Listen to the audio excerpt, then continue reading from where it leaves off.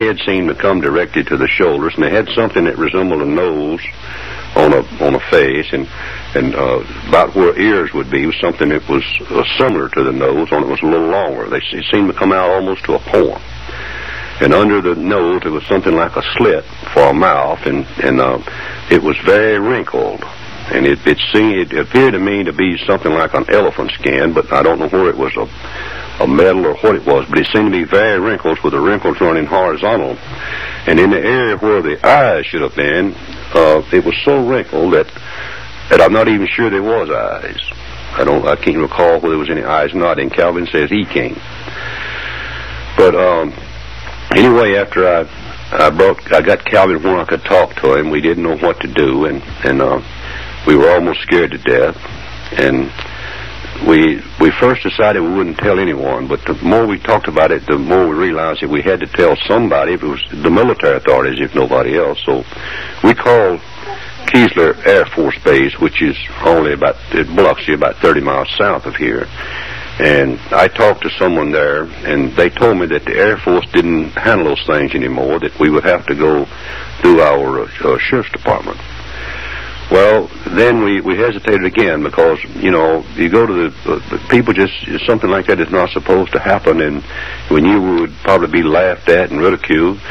But we talked it over again and decided we would call the sheriff's department, and Sheriff Fred Diamond told us to come on over there, that we'd talk about it. So we stayed there for several hours talking with them and them questioning us. And the sheriff promised me that it wouldn't any news media know anything about it, that he would try to get it to the proper authorities, if he could find out who the proper authorities was, and have it investigated.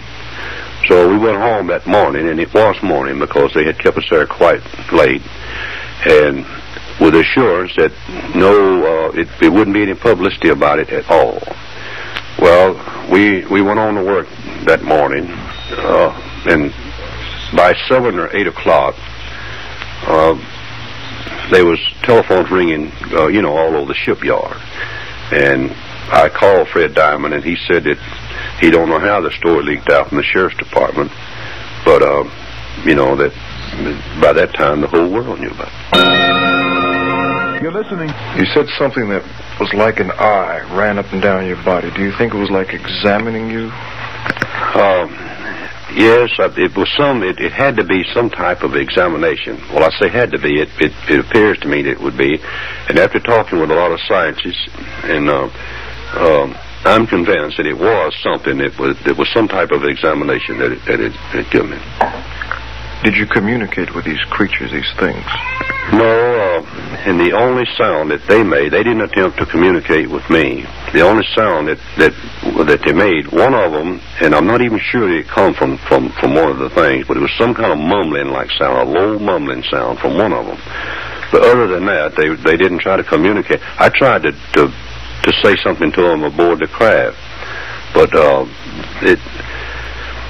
I think now, and I have reasons to believe, many different reasons to believe, these things were robots. They weren't beings. They were being controlled by beings from somewhere else. What made you think that, sir? Well, for as I just mentioned, several reasons. I didn't see any movement of breath in the chest area. I didn't see any movement of breath in the slit of the mouth area. It didn't move. And when they move, they seem to move as something mechanically.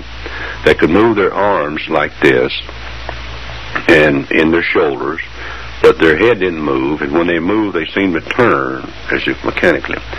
It appeared to me that they had something that they were programmed, you might say, to do something. They had something specific to do, and they just simply done it, and their attention wasn't distracted one way or the other.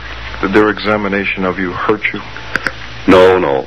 The only physical pain that I had is when they took hold of me there on the banks of the river. The one that took hold of my left arm, and this arm here, just instantly I felt pain, but it was gone just that quick. And then once aboard the craft, at one time, I felt the same pain in the same area again, but it was just instantly. And that's the only physical pain that I had through the entire thing.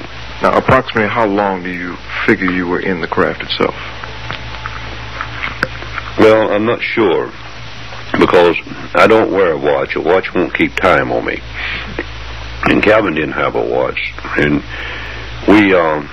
we've tried to go back and, or I've tried to go back and try to figure the time out from the time that we left the area going to call it Keesler Air Force Base and all. And it could have possibly been as long as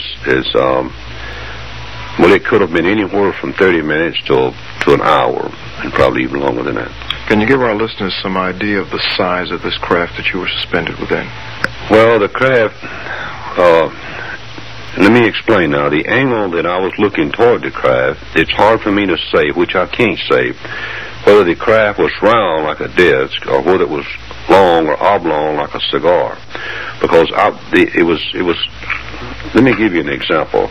Like the craft was sitting here. We're assuming that this is the front end of it. That was the end that was toward us. Well, I'm looking at it from this angle, so all I can see is what is this side and what I'm assuming to be the front, and maybe it's a little bit of the back. So I can't be sure whether the craft was round like a disc or was long or oblong. But it appeared to me that it was about 30 or 40 foot long and maybe 8 or 10 foot high. Charles Hickson takes a closer look at that flying saucer in just a moment.